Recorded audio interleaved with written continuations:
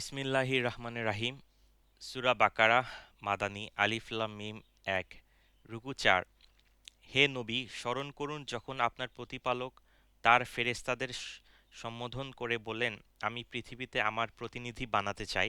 তারা বলল, তুমি কি এমন কাউকে প্রতিনিধি বানাতে চাও যে যারা তোমার জমিনে বিশৃঙ্খলা ও বিপর্যয় সৃষ্টি করবে এবং স্বার্থের জন্যে তারা রক্তপাত করবে? আমরাই তো তোমার প্রশংসা সহকারে তোমার তাসবিহ পড়ছি এবং প্রতিনিয়ত তোমার পবিত্রতা বর্ণনা করছি। আল্লাহ পাক বললেন, আমি যা জানি তোমরা তা জানো না। অতঃপর আল্লাহ পাক তার খলিফা আদমকে প্রয়োজনীয় সব জিনিসের নাম শিখিয়ে দিলেন। পরে তিনি সেগুলো ফেরেশতাদের কাছে পেশ করে বললেন, তোমাদের আশঙ্কার ব্যাপারে তোমরা যদি সত্যবাদী হও তাহলে তোমরা আমাকে এ নামগুলো বলো তো। ফেরেশতারা বলল, হে আল্লাহ, আপনি পবিত্র, আমাদের তো এর বাইরে আর কিছুই জানা নেই যা তুমি আমাদের শিক্ষা দিয়েছ। তুমি একমাত্র জ্ঞানী, একমাত্র কুশলী।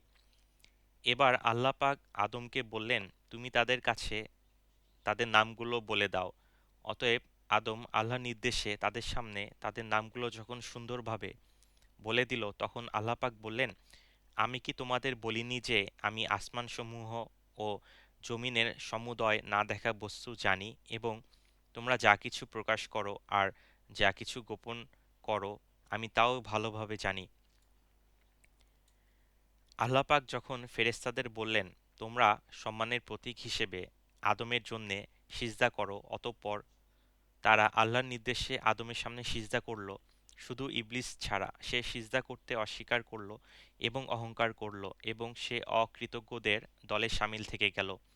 আমি বললাম, হে আদম, তুমি এবং তোমার স্ত্রী পরম সুখে এই জান্নাতে বসবাস করতে থাকো এবং এ নেয়ামত থেকে যা তোমাদের মন চায় তাই তোমরা স্বাচ্ছন্দ্যের সাথে আহার করো। তোমরা এই গাছটির পাশেও যেও না, তা না হলে তোমরা দুজনই সীমালঙ্ঘনকারীদের অন্তর্ভুক্ত হয়ে যাবে। কিন্তু শয়তান শেষ পর্যন্ত সেখান থেকে তাদের উভয়ের পদস্খলন ঘটালে তারা উভয়ে বেহেশতের যেখানে ছিল সেখান থেকে সে তাদের বের করেই ছাড়ল।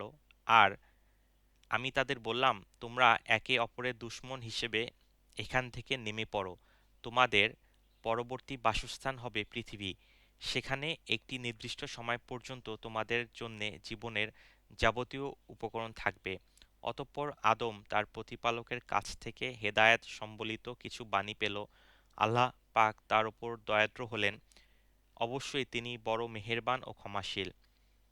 আমি তাদের বললাম, তোমরা সবাই এবার এখান থেকে নেমে যাও। তবে যেখানে যাবে নিশ্চয়ই সেখানে আমার পক্ষ থেকে তোমাদের কাছে জীবন বিধান সম্পর্কিত হেদায়েত আসবে।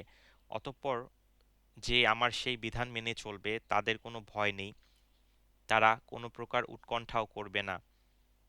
আর যারা আমার বিধান অস্বীকার করবে এবং আমার আয়াতসমূহ মিথ্যা প্রতিপন্ন করবে তারা জাহান্নামের অধিবাসী হবে, তারা সেখানে চিরদিন থাকবে।